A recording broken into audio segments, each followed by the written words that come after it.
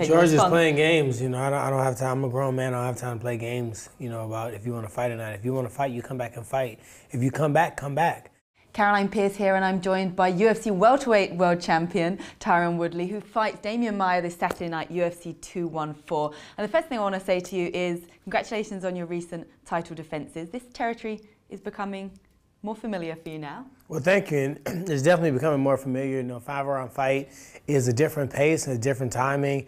And I really have learned how to fight that pace and fight that timing, so I'm excited about it. Before we get into talking about Demian Maia, your last two fights have been against Stephen Wonderboy Thompson. Draw the first time, you won the second time. How do you feel about those performances? I feel like, it was a good performance on both of us. We both are strikers that want to make the other fighter fall on their sword. He wanted me to engage. I wanted him to engage. I was the only fighter in that fight, in both fights actually, that found the moments where I can do enough damage that made the referee think about jumping in and stopping the fight. So I was excited to fight a more freestyle fighter, someone that may strike, may wrestle, may do everything. But unfortunately, I got to go out there against another specialist, and I got to go out there and take him out of his game. And, I fought a guy named Andre Galvao, who was at the time the best grappler in the world. And I think he's actually teammates with Demian Maia. And I trained to fight him to prevent him from taking me down, to keep him on the end of my punches. And when I went out there and fought him with that game plan, I knocked him out in the first round. Then I fought Jake Shields, who has a victory over Demian Maia. And I planned on defending him, not letting him take me down. If he get on my back, get him off my back. And I was prepared for everything that he did. And I stopped everything that he did, but I did nothing that I should have done. So it's pretty easy to say which stance I'm going to take in this fight. I'm going to go out there, and I'm going to beat the ball, I'm going to dictate the pace, I'm going to stop him from doing anything he wants to do. And, I'm going to go out there and I'm going to do it for 5 rounds. Every time I'm on a big card, I put on a crazy show. If it's UFC 205 or when GSP and, Hendricks fought the first time. My first fight in UFC is when Jose Aldo and Frankie Edgar fought for the first time. So every single time you put me on the big card, I show up and show out. It's going to come a moment where I'm going to be the fighter like John Jones. And, I'll have that main event spot. So right now it's just continue to win, continue to build my brand outside of the octagon so that I'd be more valuable inside the octagon, and just let my performances speak for themselves. I'm still a new champion. These guys have been around the block for a couple of times, so I'm very well aware of where I'm at in my career, but I also know where I'm going. So if we allow you to look a little further ahead, I know you're sort of concentrating on your task at hand this weekend. There has been mention, obviously GSP was going to fight Michael Bisping.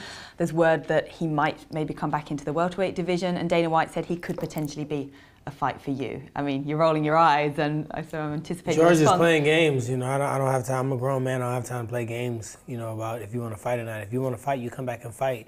If you come back, come back. Get a fight day, get it set, and start moving forward. I just listened to Bisping's podcast. I never really listen to podcasts because I don't have a ton of time, but something told me to listen to it. He had George on the show, and I believe it was yesterday, and George was talking about fighting him, and you want to fight him, he's going to text Dana. So I just think it's too many games. Demian Maia is such a dominant opponent. It would be silly for me to not give him the proper respect and proper focus to think about that, because if I think too far ahead and I happen to come up short against him, that's not an option anyway. I do think if Stephen Thompson would have beat me, or if Demian Maia would happen to win on Saturday, George would want those types of fights because he feels confident he won't get taken down, he won't get submitted by Maia if he does. He's from a karate background, so he probably can combat all the tactics that Wonderboy would have had. But I'm a wrestler that punches hard, and those are the guys he had trouble with, and that's one of the reasons why he walked away from the sport, because of concussions. I'm a guy that will knock you down. Out of all the fighters, I have almost, I'm like 4th on the list for, first round knockouts.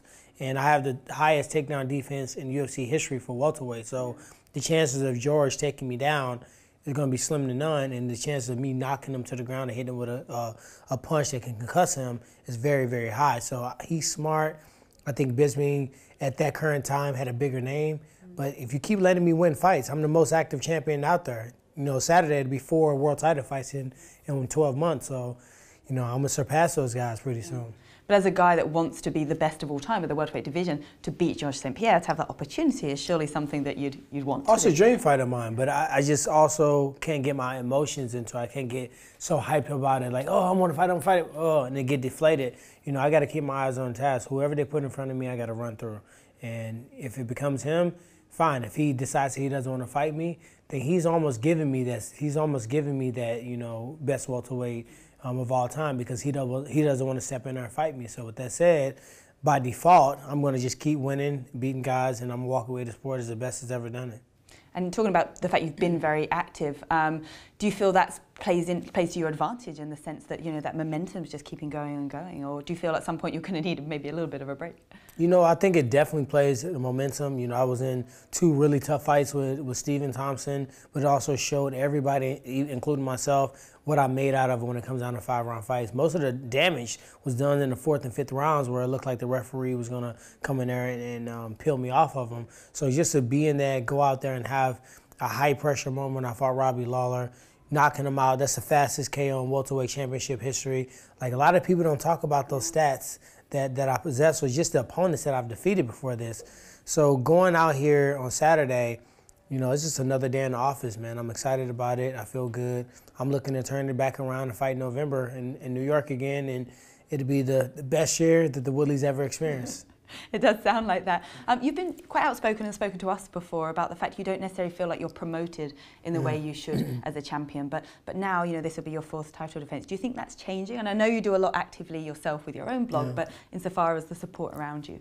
You know, I see the effort being shown, but at the end of the day, once someone shows that they're marketable themselves and they self-promote themselves, and I do my Champ Camp series myself, and I do, you know, all the stuff I do in film, all the different celebrities, the actors, the recording artists that I collaborate with and I network with, that's all done by myself. So they're seeing that I'm willing.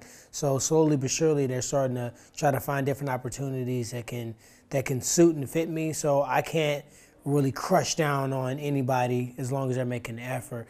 Have they just completely rolled out the, you know, the marketing machine and just catapulted me into stardom? No, but at the end of the day, this is my career. You know, I got to be responsible for myself, and I've been doing a great job of that, and I just want to continue to do that. And eventually, you know, I just have star power that you can't learn this. You know, either you have it or you don't.